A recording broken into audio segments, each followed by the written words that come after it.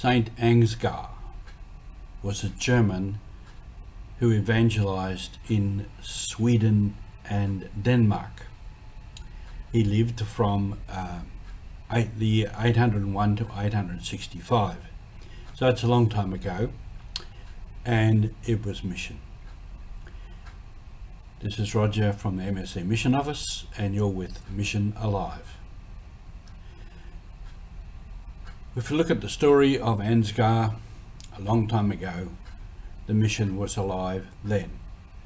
And Jesus gave us the mission, and the mission goes on.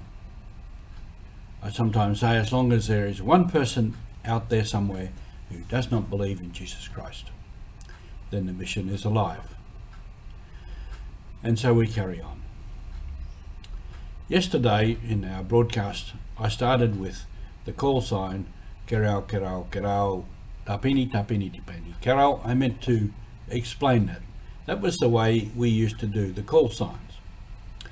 And the way it went for us in the church, in the diocese, was we would call the receiving station first and our own station last. So if I called Tapini, Tapini, Tapini, Kerau, then I was at Kerau and I was calling Tapini.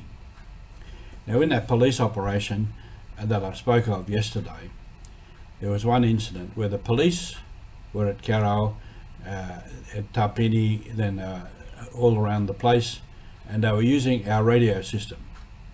So one time I'm standing in the house at Kerau, the only person in the house, and someone was calling Tapini, Tapini, Kerau, meaning someone was in Kerau. It was only me. So this went on for a while, backwards and forwards, and then I said, excuse me, I think all of you people are all in Tapini. You're on different radios in Tapini. I am the only one standing here in Kerau, because there was a radio station, a radio with the brothers, one with the parish and one with the health service there. So this was just the technology that we were using.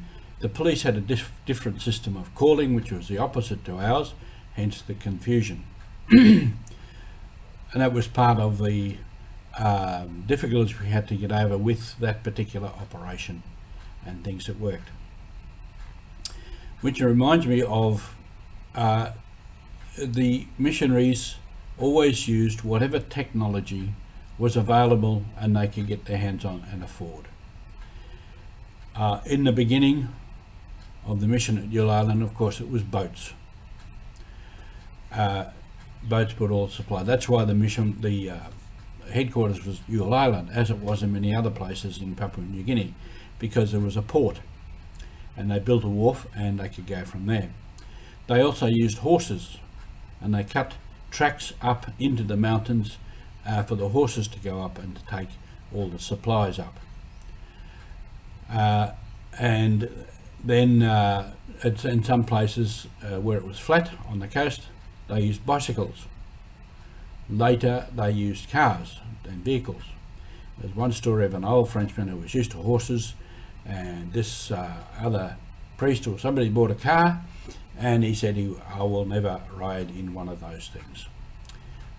So change of technology. Later, of course, we put in airstrips through the mountains and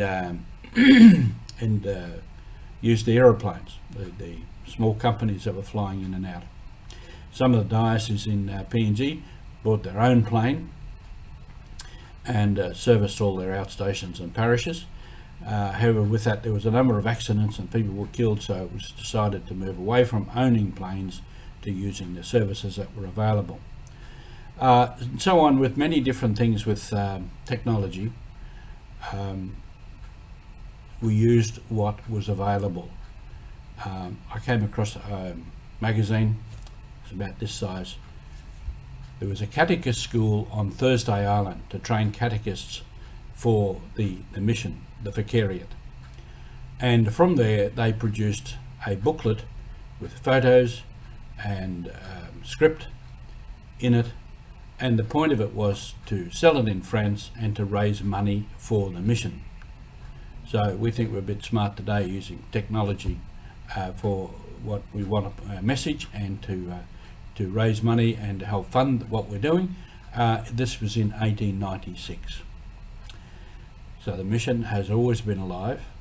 The mission is alive today because I do believe there are some people out there who still do not believe in Jesus Christ.